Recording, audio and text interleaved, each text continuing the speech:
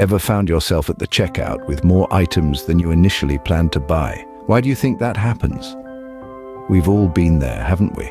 That moment when we look down at our overflowing shopping basket and wonder, how did all of this get in here? It's called impulse buying, and it's not an accident. Impulse buying is a common experience, one that transcends age, gender, and socioeconomic status. It's a universal phenomenon prevalent in every corner of our society, but here's the kicker. It's not random. It's not about lack of self-control or a simple whim. No, impulse buying is a carefully orchestrated process, a result of clever psychological tactics employed by marketers and retailers. They understand our subconscious desires and know exactly how to tap into them, leading us to make spontaneous purchases we might not have considered otherwise. Impulse buying, a phenomenon we've all experienced, but what really drives us to make these spontaneous purchases?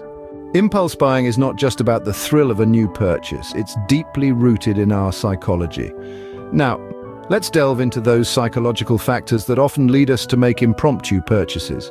Emotions, for instance, play a significant role in impulse buying. The desire for instant gratification can sometimes overpower our rational thinking. We live in a fast-paced world where waiting feels like a waste of time. Hence, when we see something we want, we tend to buy it immediately rather than waiting or planning for it. It's a quick fix, a shortcut to happiness, if you will. Then there's the fear of missing out, or FOMO, as it's commonly called.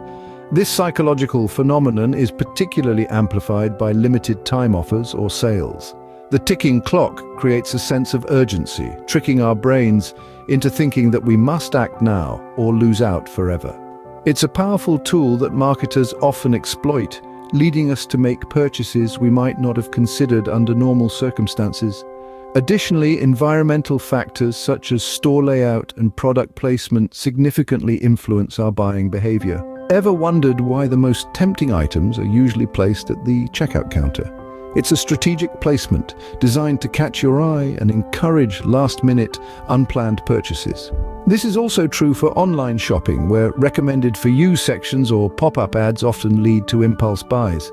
Moreover, the brain releases dopamine, a feel-good hormone, when we acquire new things. This dopamine rush can be quite addictive, causing us to seek out new purchases for that high. It's a cycle that can be hard to break, but being aware of it is the first step towards making more conscious, deliberate decisions about our spending habits. So the next time you're tempted by that candy bar at the checkout counter, remember, it's not just a random craving, there's a whole science behind it. And now that we understand the psychology behind impulse buying, what can we do to overcome it?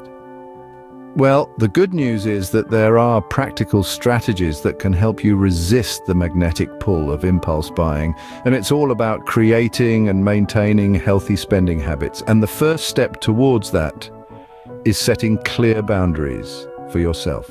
For starters, consider making a shopping list before you set foot in a store or click on that online shopping site. This list is your guide, your roadmap. It helps you focus on what you need, not what you want.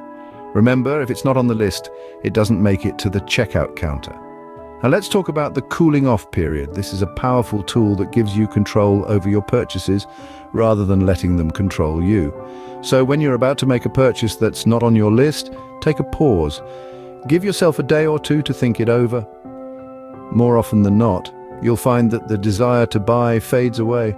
Questioning the necessity of every item before buying it is another effective strategy. Ask yourself, do I really need this? Will this add value to my life? Is this a want or a need? These questions will help you make more informed and mindful decisions.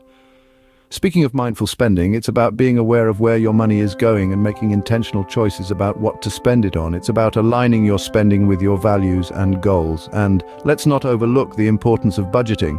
It's not about restricting your spending, but about understanding your financial limits. It gives you a clear picture of your income, expenses, and savings. It helps you plan for the future while enjoying the present. So, as you can see, overcoming impulse buying is not about deprivation, it's about making smarter choices. It's about taking control of your financial life and steering it in the direction you want. Remember, every small step towards mindful spending brings you closer to financial freedom and away from the grip of impulse buying.